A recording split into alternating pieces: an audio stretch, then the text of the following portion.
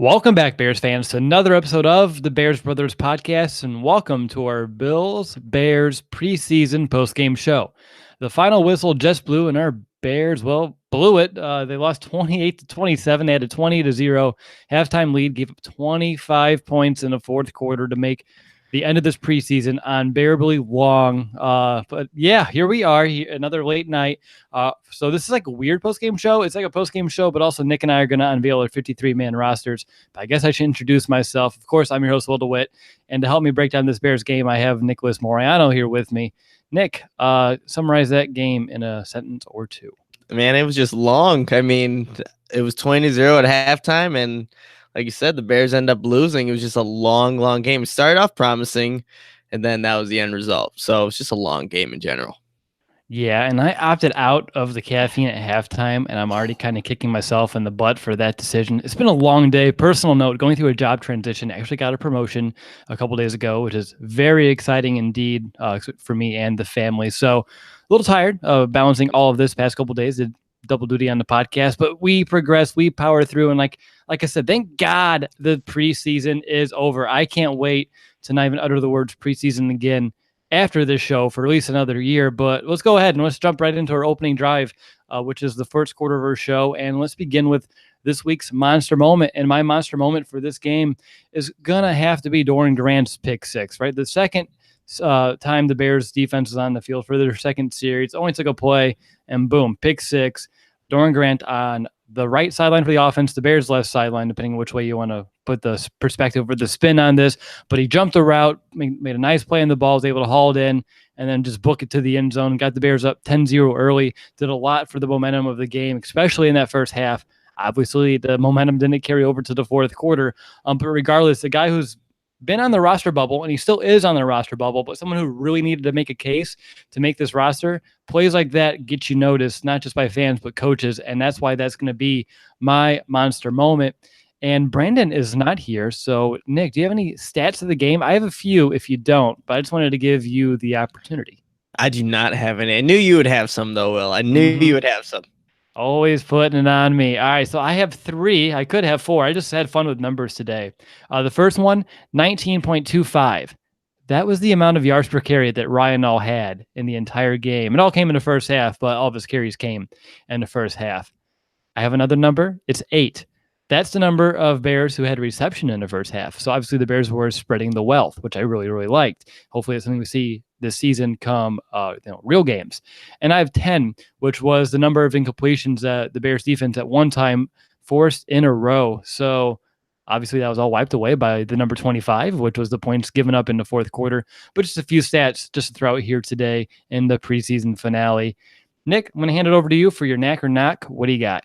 You know what? I'll end it off on a good note. So we'll go with a knack, and that's just for the guys that were fighting. For this preseason meant a lot to these guys that are on the roster bubble, but guys like Doron Grant making that pick six, 33-yard interception, Ryan Nall having that yard average per carry, Kylie Fitz, who reemerged this game. These younger guys who are trying to fight for a roster spot, just be on the roster, this 53-man roster that gets set on Saturday, really showed up today, especially in the first half. Kylie Fitz more so in the second half, but a lot of those guys stepped up and maybe, played well enough to be on the 53-man roster. Yeah, no doubt. And Nick, we're going to jump right into our most valuable Bears segment. I just want to go right back to you. Who's going to be your MVP tonight? You know what? I have to go with Doron Grant. He's a guy that I've liked all of preseason. He's made some plays early on, and then you see this 33-yard interception. He also had a pass deflection in the game. So I thought he's deserving of this, and I think maybe he's one of those guys that may have earned him, a spot on the 53-man roster. Yeah, we'll get to that towards the end of the show when we unveil our 53-man rosters. Nice tease there, Nick. For me, my MVP, I'm going to go right back to one of my first stats of the game here. I'm going to give it to Ryan Nall for those 4 carries, 79 yards. Every time he touched the football today, it seemed like he was making something happen. I mean, obviously, he averaged about 20 yards every time the ball was in his hands. He had 1 catch for 2 yards, which he didn't do a lot there. But in terms of being a running back, and he was lined up as a fullback for some of these carries as well, and he was being able to make some damage. Someone that we talked about early on in preseason, I could have even been during the Countdown to Camp series, is how he kind of reminds us of like a Peyton Hillis, especially, that for that one season that Peyton Hillis was Peyton Hillis. And tonight, I think we saw glimpses of that because not only was he able to line up as a fullback and be a factor in terms of producing yards, but in the second half he was lined up as a fullback and he was lead blocking. He was creating creases for, of course, Niles Davis. So for me, seeing Nall not only finding ways to produce yards on the ground, but also do fullbacky things in terms of like lead blocking is someone who really, again, could have made a really strong case for the Bears to keep him on the 53-man roster. So for me, Ryan Nall is going to be my MVB. All right, so usually, and it will tonight, but I just want to give people a preview for the Packers postgame show, which I'm very excited about. Energy level is going to be through the roof. Nothing like tonight's preseason finale. But a new segment, and Nick, I'm just going to give you the name of it. I haven't even told Nick or Brandon what this is going to be about, but I'm going to call it The Lowdown. So just think about that for 10 days. The Lowdown is how we're going to end the first quarters of our show. Finally. What's up? You're writing it down? I'm going to take some notes for the first time. All right, Nick's taking notes. It is the first time. It's preseason. Put your pen down. All right, so that's going to do it for the first quarter of our post-game show. And before we enter the second quarter of our show, which of course is our offensive breakdown, I need to tell you a little bit about our show sponsor, SeatGeek. Football is back, and SeatGeek is the smartest, easiest way to get tickets to every game all season long. Whether you're searching for a last-minute deal, planning a night out, or need to find the perfect gift, SeatGeek helps you find the best seats at the best prices, fully guaranteed. There's nothing quite like being there in person, and SeatGeek will get you closer to the action for a great value. I have the SeatGeek app on my phone. Nick has it on his phone. Brandon has it on his phone. All the Bears brothers use the SeatGeek app or the website. It's by far the easiest way that we've been able to search for tickets. We can be anywhere, pull out our phones, and within a few tabs, instantly find some seats. And again, I've been talking about this for a few weeks, but I'm really loving their little value meter because you can sort by value. So you can make sure that the tickets you are paying for are the most worth it, the most bang for your buck. And by searching multiple ticket sites and grading every ticket based on a value, SeatGeek helps you immediately identify the best seats that fit your budget. And it doesn't just end with sports. SeatGeek has plenty of tickets to concerts, comedy, and theater too. And I'm going to just plug two games again. Bears home opener against the Seahawks Monday night. Plenty of amazing deals left. Check it out. We're also heading to Miami. I keep getting emails every time I talk about this Miami game. People are like, oh, I want to go. I want to go meet you guys. Where are you sitting? Section 356. I think that's off the top of my head, but I'm pretty sure it's 356, which is section 301's right next to it, which is a little funky. But last time I checked, 301 had a lot of good deals for those tickets. And Nick, I know you mentioned this in the past, but our section, it's in the shade. And I think in Miami, that's kind of preferred. I know it's October, but still more than likely going to be pretty hot, but we're going to be in Miami for the Bears-Dolphins game. Over 35, 40 Bears fans are going to be there joining us, and we would love for you to join us as well. And again, SeatGeek has plenty of tickets still for that game. And the best part of all is that our listeners get $20 off that first SeatGeek purchase. Just download the SeatGeek app, enter the promo code BEARS today. That's promo code BEARS, BEARS, for $20 off your first SeatGeek purchase. All righty, you're listening to the Bears Brothers podcast. This is your host, Little Wit. I'm joined by my Bears brother, Nicholas Moriano, and the two of us are breaking down this Bears preseason finale against the Bills. And now it's time to briefly discuss what we saw from the Bears offense. And Nick, any opening thoughts? Tyler Bray looked really good, especially early on, just able to make quick decisions, getting the ball, like you said, distributing it to a bunch of his playmakers that he had out there tonight. He looked fluid, though, and yes, it is the last preseason game. He's supposed to look like this because this is where Tyler Bray, stays in the league. It's able to be able to facilitate and distribute the ball in these preseason games that really he's just showing people, like, here's what he can do. But I thought he played really well. And again, the running backs, Taquan Mizzell, he was a guy that was very elusive. Ryan Nall, we already talked about. So these guys, they were showing up tonight, and it was really great to see from those guys. Yeah, I agree as well. I mean, everything you've already mentioned. The only thing I would like to maybe sprinkle in and just add on to your point of like Bray looking solid is it seemed like, especially in the first half of this game, it didn't look anything like a John Fox era preseason finale where, guys weren't really out there doing too much effort. They seemed prepared. In years past, it seemed like they just put, random backups out there, not a lot of game planning, and like go out there and we'll just kind of pick a few guys to kind of test out in terms of setting up some plays for them.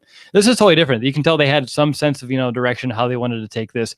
Of course, you played the Bills later on this year, so you're not going to show many of your cards, but regardless, they found a way to get Bray involved in this, in the offense early. He hasn't played too much. But a little bit last week, had the week off prior, and for him to come out there in a rhythm early on, for me, it was very enticing because if you can get your third backup or your third quarterback ready to go here for this preseason finale, just imagine what they're doing behind the scenes for these past few weeks for a man named Mitchell Trubisky getting ready for that Sunday nighter against the Packers. I know Trubisky during his little sideline interview talked about being one day ahead of the preparation, which I really like. I haven't heard that yet, but it's something that really kind of perked my ears when I heard him talk about that, and the fact that they're taking that approach. The quarterbacks are trying to just be one day ahead. It's just going to set this team up for success, if not immediately, definitely down the road. But offense was moving early. They seemed to take a more lackadaisical approach in the second half, trying to chew clock, which I was all for.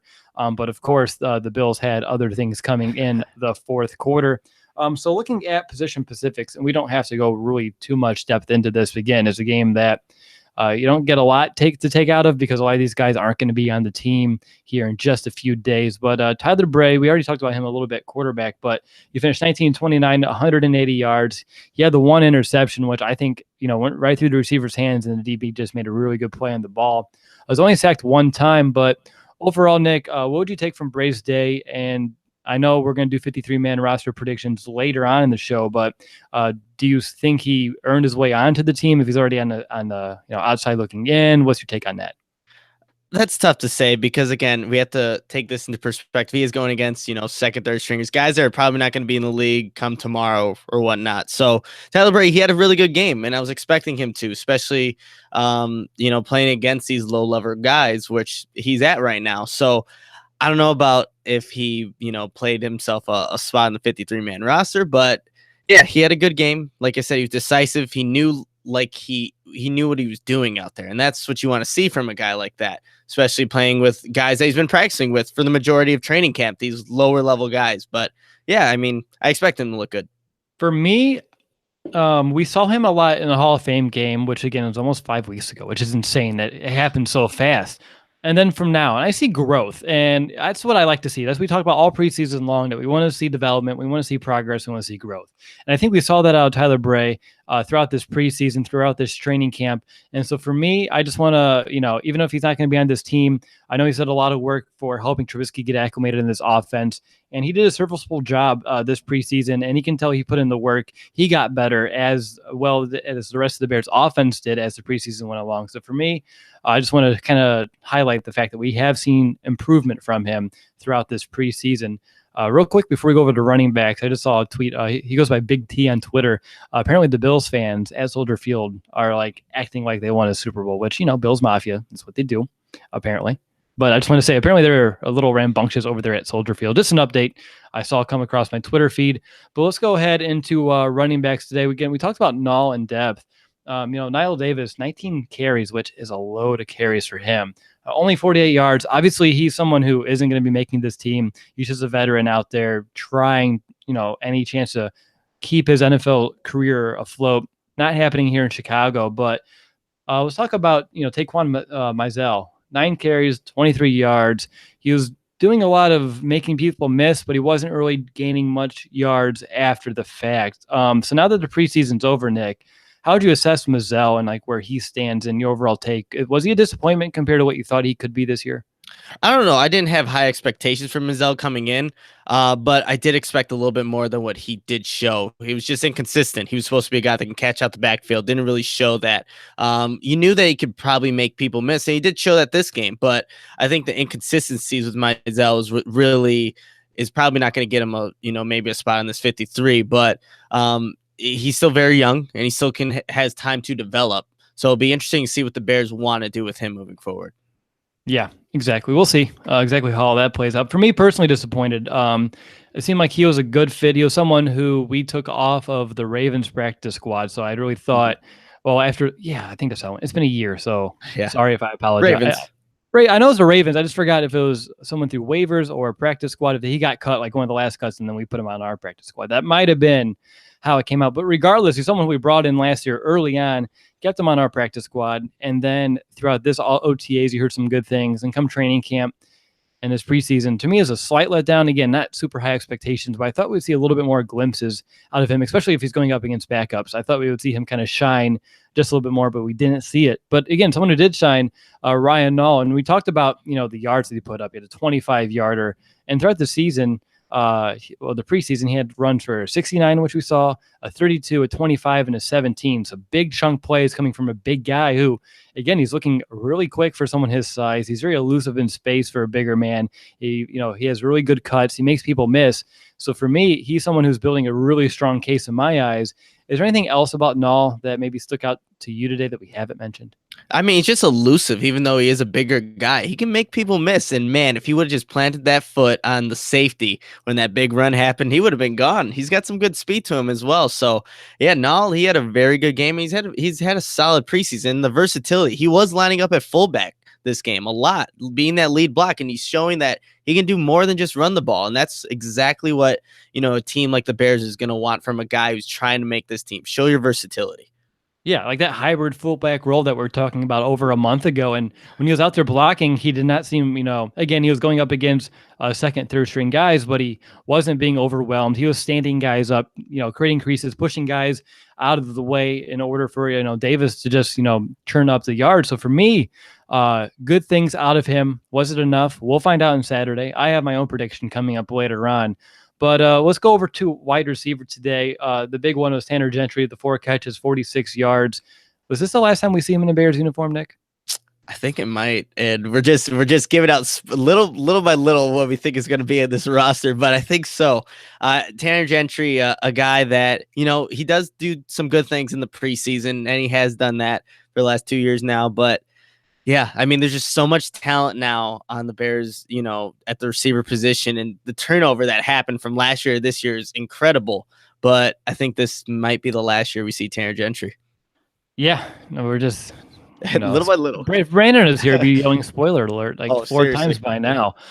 So any other notes on wide receivers? I have a big old goose egg. Honestly, I mean, no one really blew me out of the water. Either be Benny Fowler, Garrett Johnson, DeMarcus Ayers. Nobody, like not one person, and stuck out to me one way or the other. It was kind of like, again, I mean, they're not making this team, and I was just I was thinking about Green Bay a little bit. Like, I can't wait for that. Yeah, I have a lot of notes on the Green Bay game already, not this one. Nice, I like it. We're one day ahead. One day exactly. Ahead. All right, how about tight ends? I think that we need to start with the big news, and that's Daniel Brown. I mean, he had 2 really good plays today. He had a 27-yarder. There's another one. I don't have the yards in front of me, but he just went up to go get that ball in between 2 defenders, and it was a really nice play by him to get up over the defenders, get the ball at the highest point, and the soft hands to bring that down. And he also had a good block. You mentioned this on Twitter on Ryan Nall's 32-yard touchdown run, about the 2-minute warning. In the first half, he had a great block to seal the edge. So Daniel Brown was showing up in a multitude of ways, but then he goes down with a shoulder injury. We don't know the severity of it yet, of course, but with Adam Shaheen already down and the pecking order for tight ends getting bunched up, I thought Brown's someone who's going to make this roster. There we go again with another one of those slips. But to me, it's a little disconcerting to see an injury like that happen. Anything you want to mention about Daniel Brown? That is disappointing. Again, this is a guy that probably was going to see playing time with Adam Shaheen dealing with his injury, and then he gets injured. We don't know the severity of it. And Nagy's system is going to utilize a lot of these tight ends, whether it's Brown or, well, we don't know about him anymore, but it's obviously going to be Trey Burton, Deion Sims, and now maybe a Ben Broniker automatically makes this roster because of this injury. So, yeah, that was one that I definitely didn't want to see. And we saw another injury, and we'll probably get to that later. But, yeah, Daniel Brown, a guy that can definitely do some good things in this offense, given the opportunity, but we'll see what happens with this injury. What was your take on Broniker's day? Wasn't very involved. I mean, he had the 3 targets. He caught 2 of them for 18 yards. He was able to do a little bit of work after the catch on a nice little dump off pass. So for me, it's everything I would expect from a Ben Broniker. Nothing more to report than we already have throughout either training camp or some of these preseason games already. But do you think he did anything that you think's worth mentioning? I mean, he caught the ones that he could have caught, and then there was that one. If Tyler Bray brings the ball down a little bit, just a little bit, Ben Broniker is a guy that I think can make that catch in that end zone. Not really though. Colin Thompson's another guy. I don't think he did much today. to really, I guess give him a reason why he should be on the 53. Again, I'm giving out spoilers here, or am I? No, but yeah, these tight ends, they're going to be utilized a lot. Just these injuries are piling up now. I think if you have Colin Thompson making this roster, we're in trouble. Yeah, the injuries keep happening. The Bears are going to be forced to. So you're not wrong there. All right, let's go over to offensive line here. And what I'm seeing coming across Twitter here is that Coach Nagy said after the game that they are leaning towards starting Eric Kush at left guard week 1, which I think when you see James Daniels play the entirety of this game, you kind of saw that one coming just a little bit. I know they want to get more tape on him, get him some more experience.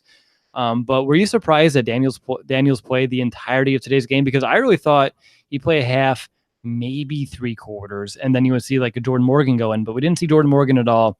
But we saw a bunch of James Daniels today. So, number one, were you surprised to see him out there for all 4 quarters? And what did you take from his performance? Oh, absolutely. I thought it was maybe even going to be, if the Bears scored on the first series, you take out Daniels, because I thought they just wanted to see how he would look out there. He's supposed to dominate these guys, because they were thinking of maybe putting him in the starting unit.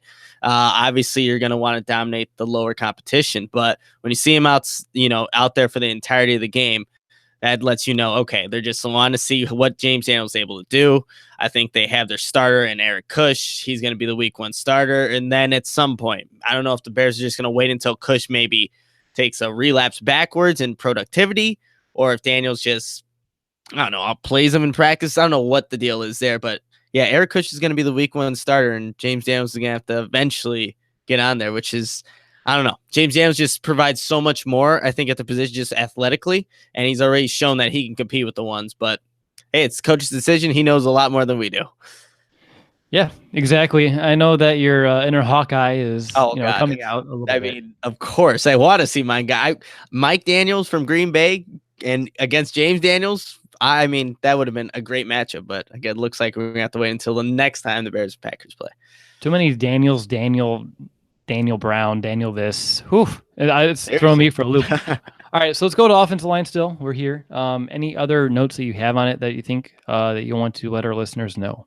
Rashad Coward, I thought he had a pretty decent game. And again, that feistiness came out today. I would think it was, who was, I think either Null or somebody at the end zone. Someone got in, and Rashad Coward was just pushing after the play. You like seeing that. And it's a guy that has shown that he could play tackle, despite being, once a defensive lineman. But I thought he had a pretty decent game. Good timing. It's coming out with some quotes. Kevin Fishbane over on Twitter, Nagy on Coward, and I quote, "He showed me a lot. He's very coachable." And he also mentioned how impressed he was on the Coward last week, holding his own against a Justin Houston and a D Ford. So, he's talking up Coward. That's a good sign for him and maybe his projected future here in the city of Chicago over at tackle. But other than those guys, I don't really have much. I thought Hronis Grasu actually played well tonight. I know he's been here for so long, and he's playing against like third, second string guys. He should be looking good, but he looked good in space. He's able to get out in a few screens, reach the second level on some blocks as well. I'm not going to give any more spoilers of what I think is going to happen here, but I thought he surprised me a little bit today with his play. For someone who's missed some time with an injury, he looked pretty quick out there today, so that surprised me. All right, Nick, any final offensive thoughts before we head over to defense? The first half looked good. Let's not repeat the second half at any point in the regular season. Accurate. I think that can be said for both sides of the ball as well. True. All right, so up next, we're going to enter the third quarter of our show and break down the Bears defense. But first, real quick reminder, you still have 10 days, and even then you can still pick it up afterwards. But our Chicago Bears 2018 season preview magazine, even though it's a season preview magazine, it's a resource that you can have all season long because it has profiles on all the players. It's going to have profiles on all the players that do get cut as well, if you want that information. But all 90 guys currently have a profile. All the coaches have profiles. We have schedule analysis every single game. We give you the strengths and the weaknesses of the opponent, how we think the game's going to go, our confidence meter for each week, key losses and additions for each team, tons of information. And of course, you can get our official record predictions from the entire staff, not just the podcast, but our writing staff. and just a whole bunch more. It's over 130 pages, only $4.99. A bunch of Bears fans have already bought it. All the feedback we have gotten from you has been fantastic. I appreciate you letting us know just how much you love the product and you love the effort and determination that we put into it. Like I said, it took us hundreds of hours to do this. And I appreciate everyone who's taking their time to support our show, support our website by picking one up for only $4.99. And if you're interested to even just check it out, just go to thebearsbros.com/mag to get a little bit more information about that magazine and potentially pick one up and support our show. We really do appreciate it. All right, Nick, let's enter that third quarter of the show and let's go ahead and talk about this Bears defense. And maybe we'll just talk about the first half because the second half was definitely one to forget. But in general, overall thoughts about what you saw from the Bears defense today. So I'll stick with that first half there. They looked like they played fast. They were, running towards the ball and everybody was just in sync. You saw the interceptions. You saw from the first level of defense, just getting pressure. Second level, getting a hand up and then, an interception. That's what you want to see from a defense. And that shows the cohesiveness of it. And we saw that today in the first half. And that's why it was a 20-0 game at halftime. But again, that's what you expect from a Vic Fangio unit, despite, backups being in there. Vic Fangio's going to have his guys coached up, ready to play. Yeah, I mean, you hit it on the head. I mean, the defense came out fast. They came out with a ton of energy. They really set the tone when they're out there on the field, and it's evident by how the drives ended. It went punt, pick six, punt, interception. I mean, the Bears were doing some really good things there on defense. It started with the pass rush, which is a good sign to see, especially given the fact that that's our biggest kind of concern heading into the season for that side of the ball. Granted, it's the backups, but there's still some guys that we want to see create some pressure.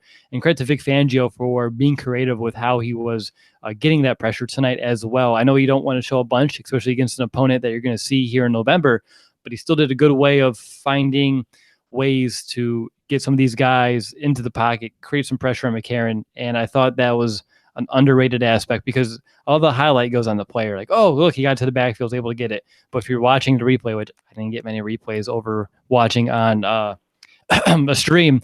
So I was able to, get a bits and pieces, but you can see like one with like it was Kylie Fitz, like you said. We're talking about this one on Twitter. When he was lined up, he was guarding like the slot receiver, looking like he's going to be in coverage. And it was like a slight delayed blitz and kind of fooled the right tackle a little bit, which allowed him to get in there pretty quick. So for me, my big one is just the creativity, finding ways to get the job done despite the lack of talent on the field. So for me, that's the big one. But let's go ahead into position specifics here and defensive line. Nick, a couple thoughts?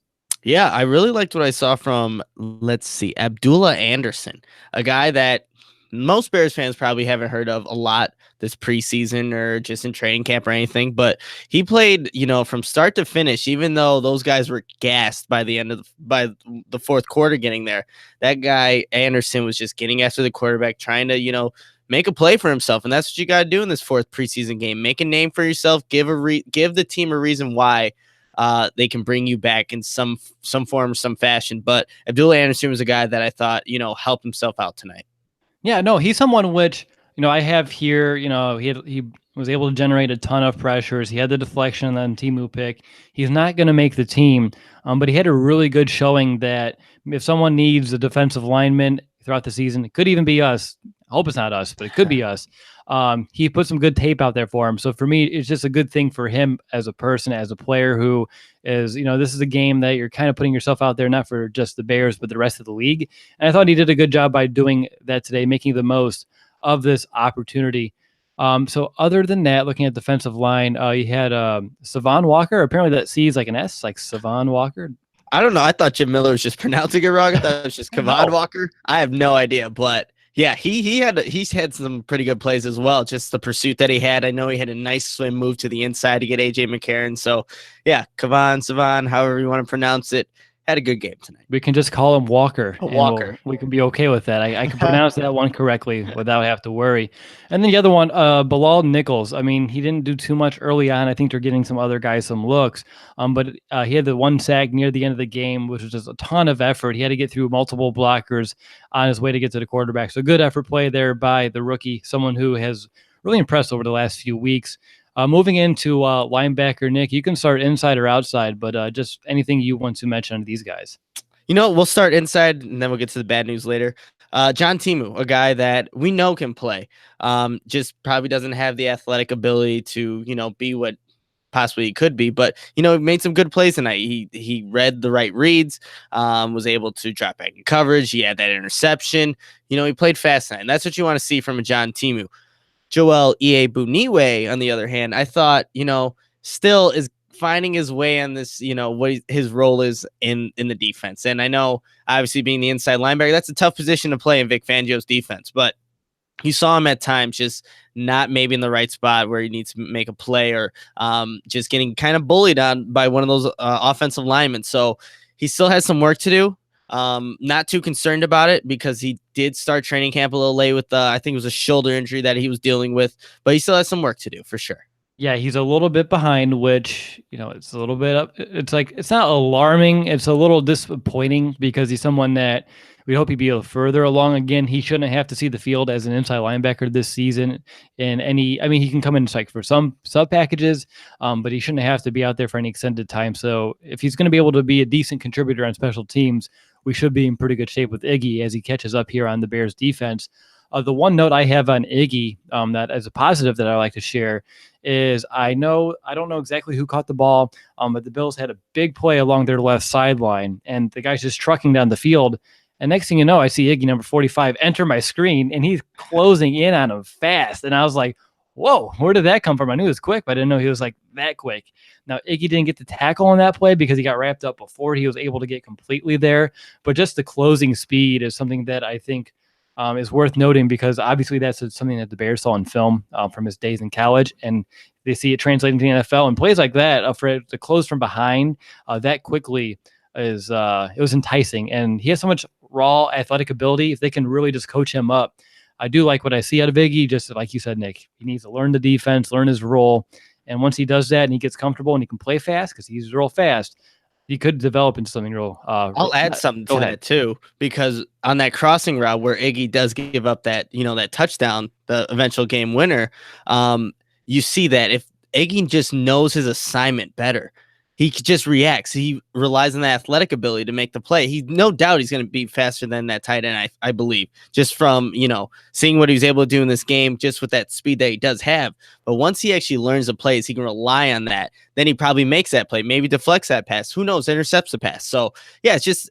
time. Time is all that. And once time happens and he learns his defense under Vic Fangio, players do get better. And no doubt Iggy will. Yeah. Let's bounce outside now, and let's start with Edebali, and I'll let you do the bad news. I just want to note a couple positives. He was putting a decent pressure on the quarterback all night long. He had one on Walker sack. He was in the face of McCarron when he threw that ball that was tipped, ended up being the interception to John Teemu. So he was putting together a good game, in which I thought was a very pivotal game that would really, if he had a strong outing, he'd make a really loud case for him to make this roster, because the outside linebacker position has been in flux, especially with the injuries the injury to Aaron Lynch, Leonard Floyd. I know he's going to play. I know Leonard's going to be okay, but you still need to have guys behind him who can step in, because Leonard's not going to be 100% with that club in his hand. And of course, we're trying to find the way to get the best rotation out there. But Nick, I'll let you rip it off like a Band-Aid, the bad news. Yeah, I mean, I love football, but it's like these kind of injuries that just really hit home, because Kasim Edebali, this is a pivotal game, like you said, for him to probably make this roster. And he was having a good game up to that injury that I think if, just one more quarter, he probably ends up on the 53-man roster. We don't know the severity of the injury, but it didn't look good. And like whatever happened, it happened really, really late after the play was already over with. You see Edebali on the ground, he gets carted off. Not something you want to see. And he's expected to have a kid next week. And, it's just all these things, you can secure your job on a team, you can provide for your family and stuff like that. But like this kind of injury can change your whole entire life. So that's when that happened, I just was deflated. The Bears are, starting to the losing going, but that really just kind of deflated my night right there, because this is a guy, he's done everything right. He's been competing all preseason, but then that happens. Hopefully it's not too severe, but yeah, it's like those kind of injuries that really hit home. And like that's why this preseason game, yes, we want it to be over because we want the regular season, but for those guys, it's their Super Bowl, and you just don't want it to end like that. Yeah, and he's the guy. He's been the veteran who's been around a little bit, who we thought may have been able to been, that last outside linebacker, and maybe you sneak like Kylie Fitz on the roster. The good news is, in the post game presser, Nagy said that he believes his leg got whipped, and he called it a contusion. So that's not necessarily horrible news, but sometimes those deep bruises, those contusions, could linger, especially on the legs. But who knows? Who knows? I mean, you never know. You never know. But I mean, it could have been way worse because how he went down, how he had to get carted off and wasn't putting any weight on the leg. It was a little scary, especially because how it happened after the play. It was really odd because you tweeted it, and then I'm a little bit behind due to some circumstances already mentioned. And I was like, the play's over, and he's standing there. I'm like, what? And then it happened. I was like, well, that's odd. Like, it just happened on nowhere. There's a big pile up, and then he's on the outside of it. And then something happened around his leg area. I wasn't able to catch it, though, on my computer screen. But let's sticking outside here. Let's talk about Kylie Fitz, Isaiah Irving, two guys now that I think have a lot of importance coming into this regular season here. Which one to you stuck out for good or for bad, or maybe a mix of the two? I'm gonna go with Kylie Fitz on that one. I think overall, it was more so in the second half where you saw Kylie Fitz really get after the quarterback. Calls those holding calls, was able to get in the backfield, just make his presence felt. Isaiah Irving, for me, he had some decent plays, but then he was lost out, or not lost in terms of not knowing what to do, but you just didn't see him much. He didn't make those impactful plays, but he's a guy that I'm sure is fine where he's at in position on this team, but you want to see more from him considering he's probably the next backup. If, Sam Macho, Leonard Floyd can't go, he's probably the next guy in line there. Yeah, for me, out of Irving, again, he's tied for the first in the team with total tackles at 4. Like you said, he was able to make a few plays here and there, but for me, a few things stood out for a negative. One, on the first drive, he was stood up, knocked off balance by like a backup tight end, and that's something as an outside linebacker you really need to try to avoid. You're going up against tackles for most of the time, but if you're getting chipped by a tight end and they're able to knock you off, your rush that much and throw the whole play was pretty much over for him. That's not good. And he's someone who in the past has had issues with his strength. It's something he's worked on. But that play right there showed that he's still a little weaker than maybe we would like. And then he had an offsides penalty. He had 2 roughing the passer penalties. The one was on the 4th and 22 that would have closed the game. And then, of course, it didn't. And then we ended up losing, which against preseason, the final score to me doesn't really matter too much. But he just needs to be more cognizant, keep his arms, hands away from the quarterbacks, especially after the ball's released, because they're going to call it every single time. But for me, getting knocked off balance and then the trio of penalties to me is something that I just want to note as it's a knock. I'm going to call it a Knicks knock here for Isaiah Irving and Kylie Fitz. Yeah, a couple times he looked fast today coming off the edge. I really liked what I saw out of him. And again, his sack we talked about a little bit ago with about 2.5 minutes left. Just really good design by Vic Fangio, and he was able to execute it to perfection. And of course, the right tackle not paying attention kind of helped, but he was still able to get in there unblocked and take down the quarterback. So a little bit of mixed results by the 2 outside linebackers, but we'll talk about who's making the roster here in that position in a little bit. All right, Nick, let's head over to the secondary now, and I will let you kick things off, and I'm sure you're going to kick it off with a bang, a big positive. Oh, yeah. Doron Grant was a big positive. Obviously, a guy who doesn't have a set roster spot on this team, but, made a good case for himself with this game, having that interception, having that pass deflection. He did have a pass interference call, and I think that, so ticky-tacky. It was so ticky-tacky. I think it was extended one of his arms out in the way of the receiver, and they call it, but that's going to get called now. You can't really touch the receivers anymore in this game, but I thought he had overall a really good game. A guy that didn't help himself, though, and, all these bottom guys that are playing corner need to be making good plays. Michael Joseph, a guy that got beat consistently out there. So not looking too good for him. But, yeah, at least one of the guys, had a good game. Yeah, Doron Grant really stood out. Like you said, he had the pick 6, which, of course, is going to be the highlight. But he had a couple pass breakups on top of that. And then he also looked really good in the open field, made at least one open field tackle that really stood out to me. So just good things from a guy who, he's been around for a few years now in the league. He's and like you said with like an Iggy, sometimes things take time, and I do think he's starting to click. And I know he's technically practice squad eligible, but I just wonder if you can sneak him on after this game. And of course, he's put together a solid preseason throughout as well. And then you talked about Joseph. I mean, he gave up 2 touchdowns today. One of them was exactly like the one that we saw a couple weeks ago when he didn't turn around, couldn't locate the football, didn't even get his hands up, just let the receiver catch it, and didn't put much of an effort besides just running at his hip, which it's going to get caught almost every single time. Looking at the rest, I mean, Mincy had that corner blitz and was able to get a stack. That was pretty good. And then it gets kind of murky in my notes. Then you have the John Franklins of the world. He had a nice play with staying with the receiver going deep, but that's probably the last time we see the last chance you star. And again, I'm just giving it all away. We're almost down to our 53-man roster. I just need to stop talking, I guess. Good plan. I was making sure you're actually going to adhere to that promise. But Nick, any final thoughts on defense today that you want to mention? Not really. Again, they played fast in that first half, and that's what you want to see from, a Vic Fangio unit. Okay. Works for me. I mean, I don't have anything else to say. It's a game that, it's like, whose line is it anyway? It took too long and the points don't matter. I'm glad it's over.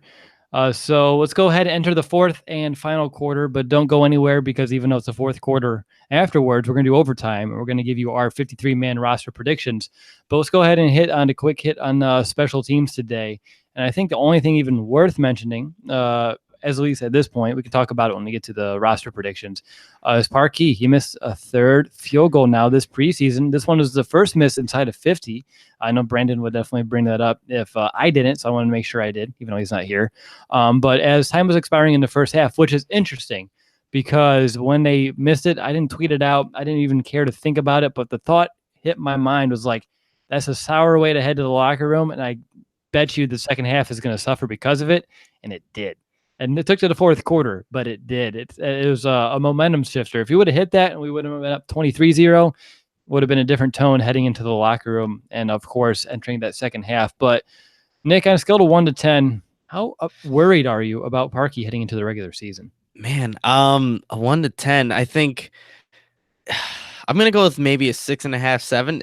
I'm not steady with him, to be completely honest. When he was making those field goals earlier in the game, I was like, okay, that's good. That's what you want to see from Cody Parkey. If they're not getting in the end zone, I want to see a longer field goal attempt. But then that one, like you said, I didn't tweet anything out either, but it just left a sour taste in my mouth. I didn't like seeing that because I've seen it. We've seen it already in the preseason. So, man, you want to be confident in this field goal kicker that the Bears, paid a good amount of money for, but he's already missed 3 field goals now in the preseason. So, don't like where that's at.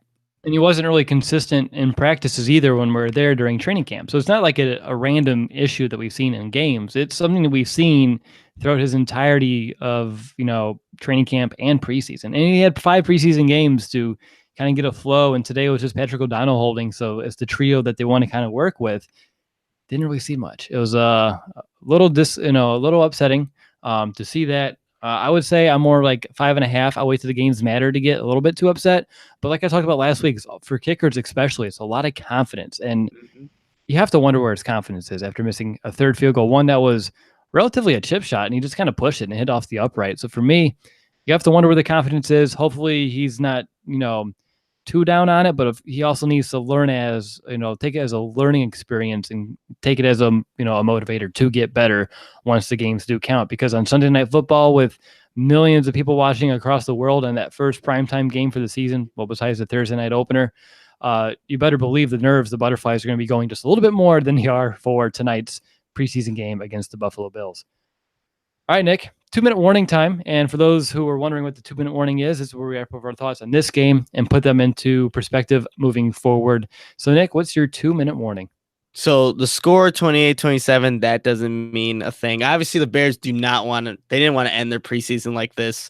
But, a lot of guys, they've fought and they played well to maybe earn a roster spot. And that's what this game was about, just evaluating that lower end talent to fill maybe the last couple, maybe like 3-4 spots on your roster that you had to see to this game to see if they can make it. But yeah, this doesn't mean anything. And again, the Bears will play the Bills at some point in the regular season, so they're not going to show anything, but 28-27 doesn't mean anything.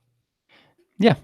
I mean, it doesn't mean squat, honestly. I mean, the thing is, especially if the Bills are high on this win, then it turns it into like a slight revenge game come the regular season for us. I mean, a little extra, maybe, who knows, who cares? It's preseason. I'm glad preseason's over. I think that's like an end my 2-minute warning, right? Like, hey, preseason's over. Everybody, we survived it. We survived a very, very long offseason, from the firing of John Fox to hiring of Matt Nagy, going through every single one of his staff additions, going through free agency, going through the draft, talking about OTAs, previewing all 90 guys on this roster, doing training camp reports, going to Canton. I mean, we have had a very, very busy and long off season, and I'm glad it's over. I mean, I love the off season. I love, all the speculation, all the analysis and the projections, and just wondering how all the pieces are going to fit.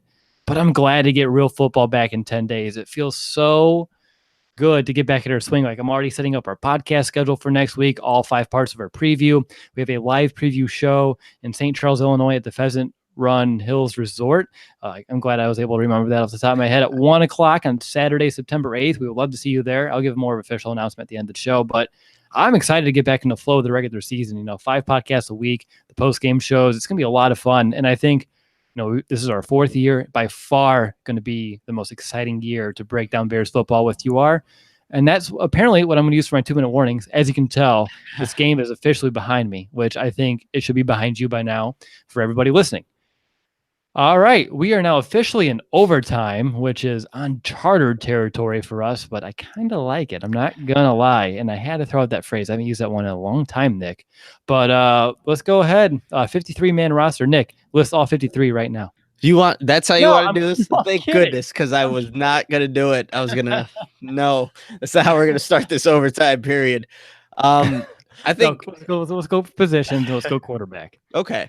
I have 2 making it. I have Mitch Trubisky and Chase Daniel. I don't think I have to give a elaborate explanation as to why, but I have 2 making it. What about you? Yeah, I have 2 as well. People pointed out, usually end up with the Chiefs. They would keep 3 quarterbacks, which is valid. It's something that I know Nagy would really like to have Tyler Bray in that quarterback room all season long if he could, but I think you would rather have an extra skill position, especially because a guy like Javon Wims makes a really strong case to make the active roster, to where maybe a month ago you're thinking you can hide him on the practice squad for a season. So those things kind of, change plans. You need to be fluid, able to adapt. And what we learned last week, Nick, what did we learn last week? Whose team is this? What? So whose team is this? What did Nagy say? It's his team. Yeah. He doesn't care what Belichick does. He doesn't care what Andy Reid does. This is his team. So even though the Chiefs kept 3 quarterbacks, it doesn't mean Matt Nagy is going to keep 3 quarterbacks on his roster. So for me, I have 2 as well. Yeah, the thing is with Tyler Bray, let's say you let him go, you can always pick him up later. It's not like some team is going to go out, oh, we need to get Tyler Bray on our active roster or whatever. That's not going to happen. I don't think it is. So maybe you don't want to see anybody get injured, but you can definitely bring a Tyler Bray up if you need him. Yeah, good point there. Let's go to running back. How many you got and who is it? Oh, man, see, this is where it kind of changed after watching this game. So I have 4. Jordan Howard, Tariq Cohen, Benny Cunningham. Oh, man, is this going to be set in stone? And I think the Bears, no, they're going to still keep Michael Burton. Ryan Nall is going to somehow make it on the practice squad. That's where I was in confusion, where Ryan Nall is fitting, because he just made such a strong case for himself, being a versatility with the fullback position. So I still have 4, still have Burton making it. I'm going to flip it. I'm going to say Ryan Nall did enough today to prove it, because I know Michael Burton didn't play today. I know we saw him early on in training camp, being pretty involved with the starting offense, but it's interesting because the case that Ryan Nall has made throughout the entirety of this preseason is, I can be a hybrid back. I can be your fullback. I can lead block, but I also give you more in terms of what you can get out of me in production of yards. You're not ever going to see a Michael Burton run for a 35-yard touchdown. It's just not going to happen, or 69-yard scamper down the sidelines. But you're going to get that from Ryan Nall. And I don't think the drop-off is huge in what the responsibilities to be in terms of like a pure fullback, in terms of blocking and all of that. I think we saw that a little bit tonight. So I think you take a chance. I think you take a chance on Ryan Nall, because I'm sure he could be on your practice squad, but he's also someone with, you know how running backs go in this league, and they just don't last too long. And I can see a team out there looking at his preseason tape saying, like, you know what, let's give this kid a try. Let's put him on our active roster for 3 weeks and we'll see what we can do, because that's all they have to do. If they poach him, just active roster for 3 weeks. And if they don't like what they see, they can either sign him to his practice squad or their practice squad or release him. So for me, I'm going to take a chance here. I'm going to put him on the active roster. And hopefully a lot of people listening like that as well. Let's go over to wide receiver, and I'll begin with four. Nick, I have 6. I have Allen Robinson, Taylor Gabriel, Anthony Miller, Kevin White, Javon Wims, and Josh Bellamy. I think Josh Bellamy not playing tonight proves that he's making this team, because there are plenty of receivers who they've been giving looks for. Bellamy hasn't had to play for a while. He's a good special teamer. And if he's going to be your 6th wide receiver here, who is primarily in special teams, that's okay. I think we can live with that. I think even though he's still in this team and he's someone throughout the offseason, like, if we can't find a way to replace Josh Bellamy, we're in trouble. I think I take that back, because if you look at the talent above him on the depth chart, I think we're in a much better place with him regardless. And if they really do value his presence in the locker room and what he brings to the special teams game, I'm fine with it. Yeah, I have 6 as well. So same exact players. Javon Wims he made a case for himself later in the preseason, and you just knew he had talent. Just needed to go out there and showcase, and he's been doing that all preseason. All right, what about tight end then? Tight end, I have 4, but it's going to be interesting with the severity of the injuries. Obviously, Trey Burton, Adam Shaheen. We just don't know when he's going to see the field. Deion Sims, Daniel Brown. Man, do I want to make a late second change? No, we're going to stick with 4. Daniel Brown, I don't know the severity of this injury. This could be the game changer where they end up bringing maybe Ben Broniker and have to bring another guy up. But I have 4 right now. I don't want to mix up any of the numbers. I'm going to add like 57 people and accidentally do something wrong here. But I have 4 tight ends making it. Real quick, I just want to let you know that Adebali says that he's okay after being carted off, that he feels good, and it looked a lot scarier than it actually was. So another good update from what seemed like it was going to be a very negative news heading into the post-game show. I'm glad as we're talking it through and the updates are coming, that is much more positive. For me, Nick, tight ends, I'm going all out. 5. Do it. 5. I'm going to, Burton, Sims, Shaheen, they're making this team unless one of them gets traded. And it's not like one of them like Burton or Shaheen, but like Deion Sims, which I doubt anyone's going to want to do anything to really trade for him. You could even maybe make a case that Brown or Broniker could be traded as well if someone does need some tight end depth, because there have been a few injuries to teams at the tight end position around the league.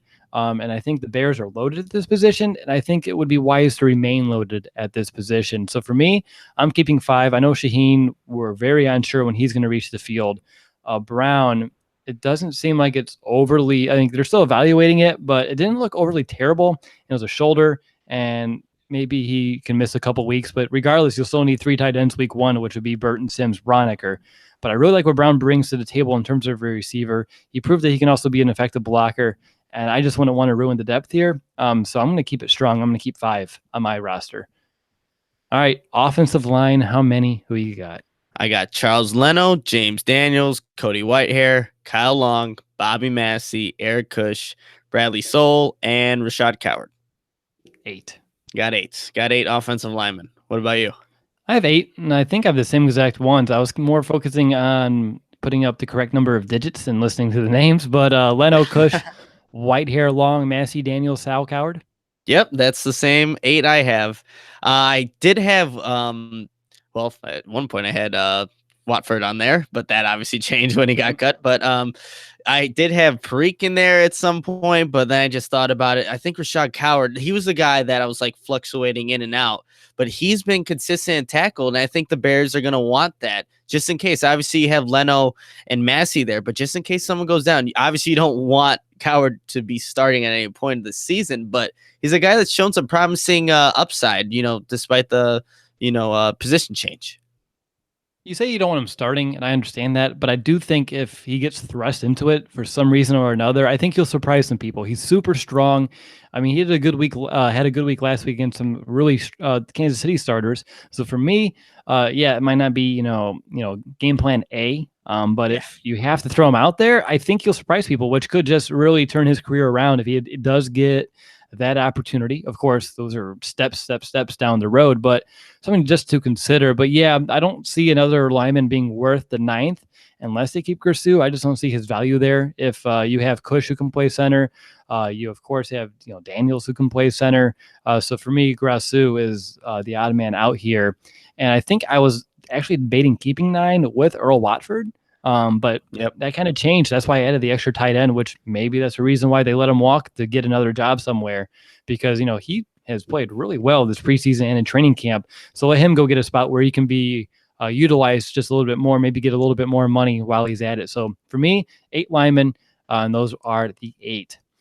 All right, time to flip it over to the defense. And this is for me where it gets a little hairy. I thought the offense was a little straightforward, besides maybe the fullback situation. But going over to defense, defensive line, who do you got? I have Akeem Hicks, Eddie Goldman, Jonathan Bullard, Roy Robertson Harris, Bilal Nichols, and John Jenkins. So is that total of 6? I got 6 defensive linemen. Same. Whew, John tough. Jenkins. It's tough. It's really tough for me. I think what do I want to do here? I'm looking at my numbers. I have 5 for my numbers' sake. I do think they probably do 6, but just how I have my 53 set up, I do have 5. I think Jenkins, he only played like 1% of snaps last year, so I know he's looked okay in the preseason, but I just don't know. Same with Williams. I mean, he's had some good moments, but I don't know if he's someone who could. I mean, I think he could be effective in a rotation, but when you're looking at the rest, a Hicks, a Goldman, a Bullard, or Roy Robertson Harris, and then of course your draft pick and Nichols, I think those are your priority 5. And then when you're looking at 6, it just becomes a number game and where you find value on this roster. And I don't know if a 6 defensive lineman, in terms of where they're at in the rotation, if they even see the field 1% of the time, is that worth a roster spot? I don't know. I'm not Vic Fangio. It's a decision for him to make. I'm glad I'm not, because it's a tough one, because I do think either could be serviceable. I just don't know if the numbers kind of correlate. So for me, I'm keeping 5 because of some other positions that we need some more help at. All right, Nick, outside linebacker, how many? Okay, so with the news that we just got, I don't think I'm going to just change anything here. So I have Leonard Floyd, Sam Macho. I'm probably going to get destroyed on this chat here. Isaiah Irving, Kasim Edebali, and Aaron Lynch. I do not have Kylie Fitz on the 53. I think this is a guy that does make the practice squad. Up until this game, he really hasn't shown much. In these preseason games. And I don't think teams are going to go actively seeking Kylie Fitz. He needs to be on this 53-man roster. I think they can stash him. I mean, the Bears have they've done this in the past with some 6th-round draft picks. Obviously, Jordan Morgan is a 5th or 6th round, and he's still on there. I think he still needs to do some things to improve his technique. Yes, he was competitive, and he was able to do that against 2nd, 3rd round guy or 2nd, 3rd stringer guys, and probably guys that are not going to be in the league. But right now, I don't have Kylie Fitz making it. I'm not giving him the benefit of the doubt of being a draft pick. I'm going to go with Kasim Edebali because he's shown more consistency in the preseason. Okay, so you thought you were going to get reamed. Wait for me. I have 4. Oh, wow. Okay, let's go. I'll explain why in a minute, but I have Floyd, Acho, Lynch, and I was torn between Irving and Fitz. If I had to choose, oh man, I think it's going to be Irving because he's someone who's been around a little bit longer, and I do think you can keep Fitz on the practice squad. I wouldn't be surprised either way because I think Fitz is a little bit stronger at the point of attack. He might be a little bit behind in terms of learning this defense. I know they've talked up Irving in the OTAs as well. That's why I don't really see him going anywhere. But I'll go with Fitz in the practice squad. I'll keep Irving on the active roster. And Edebali was someone who I thought about here as well, but for me, it's more of a numbers game and the injury, of course, is something that you have to take into effect. But when you look at inside linebacker, which I know you apparently have 4. No. So you have 5 there as well? Yeah. So you must have. Okay, so we'll figure out the numbers game for you later. Yeah. Okay, so for me, the reason I did this is because I wanted to keep 5 inside guys. So my numbers didn't work out for keeping the 5 on the outside. So my 5 on the inside, of course, Trevathan Smith, Kwiatkowski, Iggy, and then I have John Teemu because I really like what John Teemu brings in terms of special teams, and we saw that tonight. He was always around the ball in the coverage units, and I saw Kylie Fitz out there a few times, and he was not. So that was my deciding factor between the two. I have them both here on my roster, and I have some notes like watch them on special teams because the Bears are going to need to have some core special teamers. And if Fitz can't be that guy, but John Teemu can be, we've seen it in the past. We've seen it this preseason. I think that's why he'd get the roster nod here. So I'm curious now. Apparently you have 5, and I can't wait to get to the rest to find out what you're doing. Yeah. So what are we moving on to? We're going to go to. You can talk about inside if you want to explain. Okay, I have the same exact ones. There wasn't really a guy that was questionable for me. I think Teemu was a guy that I thought was going to make it. I mean, he's a guy when he gets thrust into the starting role, when he has to, he knows what he's doing. He's just not, like we talked about it, he's just not as athletic as other guys. Iggy's a guy, being a higher draft pick, he's going to be a guy that I think, they're going to want to keep, and he's just going to grow into that role eventually. But yeah, all the other guys are self-explanatory. Okay, I think I figured out our number difference. I think it's the tight ends, actually. I think that might be what it is. Unless you have, tell me if you can tell me, out of corners, do you have anything different in 6? Out of safeties, do you have anything different in 5? I do have 4 safeties. I have 6 corners. Okay, so there it is. Okay, so that's where it is. It's been racking my brain. It's like, what is Nick going to do? So I'm excited. So 6 corners, you said. Who are they? I have Kyle Fuller, Prince Mukamura, Bryce Callahan, Cravon LeBlanc, Sherrick McManus, and Doron Grant. So I do have Cooper not making this team, which I don't think is a big surprise, but he didn't play in this game. I don't know if that's just I don't know if that's actually what do they owe him, though? You know what I'm saying? Exactly. Like, what do they owe Marcus Cooper at this point? Exactly. He did not produce in his opportunities that he was given. So guess what? These younger guys went out and, like a guy like Doron Grant had a great game. Maybe that was a deciding factor, this game right here. And now maybe he gets a spot on the 53. But those are my 6 cornerbacks. Can I ask you a question about this? Yeah. What's the difference for your reasoning? And again, I know we're just kind of doing this as we go because of the game, between the Cooper and Grant and the Burton and all. I think Cooper's just really bad at what he does, to completely That's honest. fair. I mean, honestly, I just don't think the guy can cover. There's been so many opportunities for him to where he just can't cover. And the other guys, Burton and all, I think that, Burton, we did see a lot of Burton early on in training camp. And we're like, why are we seeing so many Burton, just passes out in the flat? Then I don't know what happened to him. He just kind of trickled off. But Nall's a guy, I think he's good. And I think they're going to want to keep him around. And hey, you might be right with that. That was the one position I'm thinking, man, maybe you switch out Burton for Nall. But I just have a feeling that they might go with Burton. Makes sense. I just want to know because it's pretty much a very identical situation. Mm-hmm. So I wanted, especially with what we saw tonight. And funny thing is, like, the same number too, right? 35. That is too funny. Yeah, it really is. Both sides of the ball, same situation. It's fun. I have 6 corners as well. I have Fuller, Mukamara, Callahan, LeBlanc, McManus, and I had Cooper/Grant, and I don't know which way to go. I mean, I could say I want to be different, and I'll do Cooper because he's a veteran, and they want to keep the veteran presence there, even though I think it's a very veteran group when you look at it. So for me, man, I hope it's not Cooper. I wouldn't be surprised to see if it is, but the fan in me that wants to see the young kind of guys grow and develop on this team really wants a Doron Grant to make this roster. Someone who has been around the league for 2 years, hasn't been able to find a home. I would love for Chicago to be his home. It's a Big Ten guy. He went to Ohio State. So for us, that's always a little bit something extra. But I mean, it's a good story. Someone who can come here and who knows, come direct. I mean, I know he's had some bad moments as well, and you have to take those into effect. But is his bad as bad as Marcus Cooper bad? And like the ceiling and the potential there, I think he has obviously more potential, a higher ceiling than Cooper. So if the Bears are playing the long-term game here, because even though he's the 5th corner, he doesn't really have to play too often. So if you're going to bank on ceiling, I think you go Grant. If you're going to try to play it safe-ish, you do Cooper. And that's not even really playing it safe. That's just kind of not making, it depends on Ryan Pace's conviction, I guess, what they want to do here. But I don't know. I hope it's not Cooper, but I wouldn't be surprised to see if it is. So for me, officially, I'm going to do Grant. Talk myself into it. But don't be surprised if you see Marcus Cooper around. But hopefully that does not happen. So safety, you have 4. So I have Amos, Jackson, Bush, Hall, DHC, which I know Hall technically doesn't count week 1 because of the suspension, which adds one more spot. I didn't take the time to figure out who that would be. Maybe they give it one more week to figure out between the Cooper and, of course, the Grant situation. They could. I mean, they need an extra DB out there, so that would make a little bit of sense. But I have all five, being Amos and Jackson, and then D3. DeAndre, and Dion. So that's my safety group. You have four. Who's not making it? So I have Adrian Amos, A. Jackson, Deion Bush, and then DeAndre Houston Carson. I don't have Hall making it.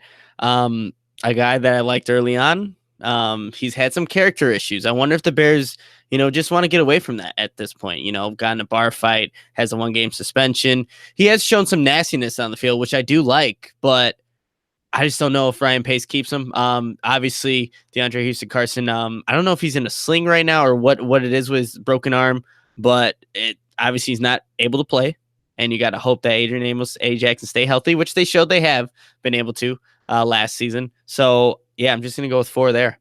Okay. I mean, it makes sense. For me, I think until Houston Carson's healthy, you have to keep the extra guy back there. I know Sherrick McManus has experience being that emergency safety, which Nick Drake, I wouldn't mind that. But for me, I think you just keep the depth, especially you just never know. And usually in the past, they keep 5, and I wouldn't be surprised if they did it again, despite, Hall's never-ending streak of this off-the-field things that seem to limit his availability on the field. And, of course, DeAndre Houston Carson's injury. I think those are 2 things to keep in mind, but regardless, I think they'll keep those guys. We haven't talked about Deion Bush in a few weeks, which is interesting, which is okay. But I mean, we don't have to. We don't even need to right now. Just wanted to point it out that he was someone we talked to about a lot. And then I know he's been slightly injured, and he's been in the wings, not really playing, but just wanted to point that out. All right, special teams. How many you got? I'm assuming it's 3, and I'm assuming I know exactly which 3. I think you do know which 3. It's Cody Parkey, Pat O'Donnell, and Patrick Scales. Yep, exactly. It's the 3 Ps: Parkey, Patrick, and Patrick. Well, yeah. Well, Parkey, Pat, and Patrick, but yep, Pat just short for Patrick. Yeah. So that's our 53. Do you have practice? Do you have a practice squad list or a little bit? Or no? I have some. I have some guys that I would like on the practice squad. I didn't do a full 10 because it never works out that way, because you're always going to pick someone else up, and I don't know who that will be, but there's no reason to think of that 10 are going to make it. This is impossible. They're going to want to get some other guys, some other talent in here, some fresh blood. So for me, my practice squad, I have Mazzell, since I have Ryan Nall on my roster, Jordan Morgan, Savon Walker, or Kavon Walker. Should just call him Walker.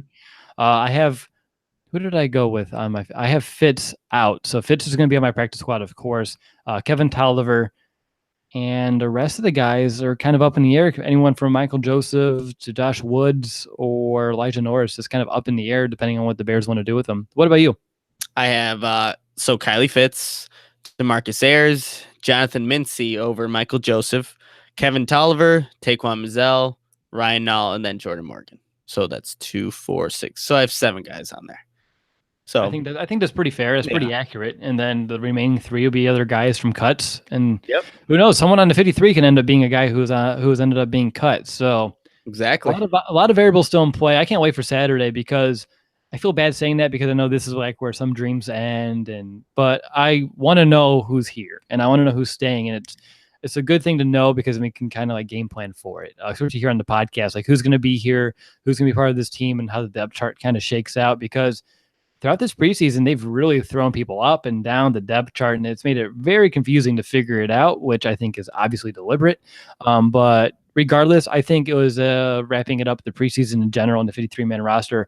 I think this is the most complete and deep team that we've had in Chicago in a very, very long time. I mean, probably since Lovie Smith was head coach, because even though we had offense with Trestman, at least the first year, the defense was aging, going the wrong way.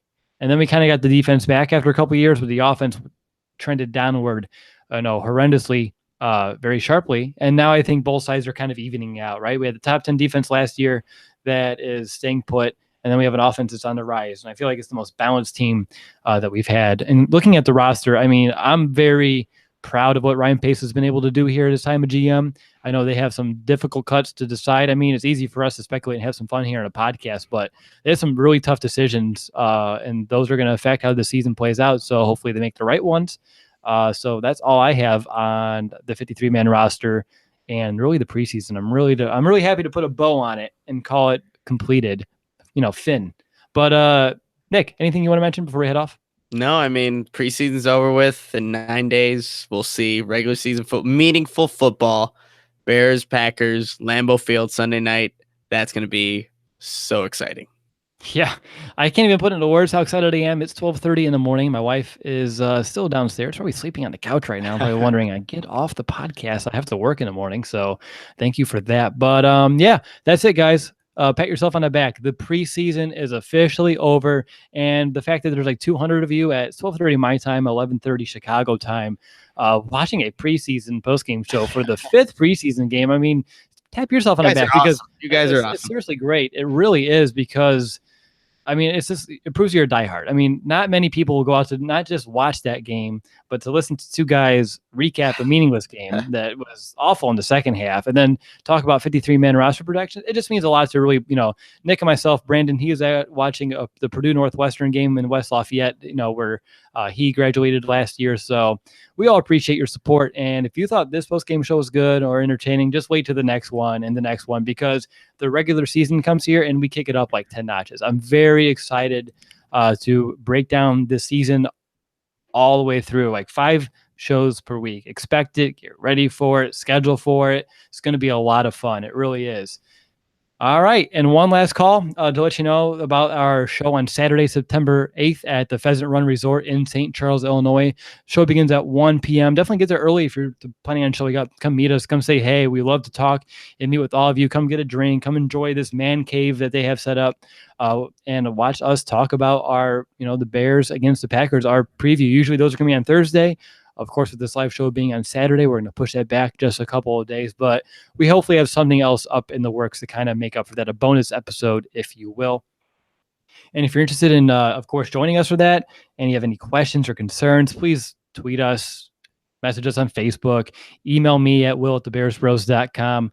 I will gladly address any concerns that you may have. If you want to say, hey, I'm coming, and get me more excited, definitely do that as well. I really want to meet as many of you as possible, and it's going to be a lot of fun having our first ever live show in person coming up on September 8th at the Pheasant Run Resort in St. Charles, Illinois. All right, so again, thanks for everyone who's watching the show here on YouTube, and of course, another big thank you to every single one of you around the world listening to this podcast. I think I can speak for everyone when I say that, the real season is here. It's going to be an entirely different animal. And I know you're as excited as I am. And that's what makes this thing super special. And yeah, I can't believe I'm actually saying these words. I thought I never would. But the next time you hear from us is going to be part 1 of our 5 or maybe 6 part of the Bears Packers preview. I totally botched it, but it's 12:40. So I can sign off with confidence. So until that preview, and hang out, relax, or maybe, or just maybe, get excited, Bears fans. The season is finally right around the corner. And until next time, bear down.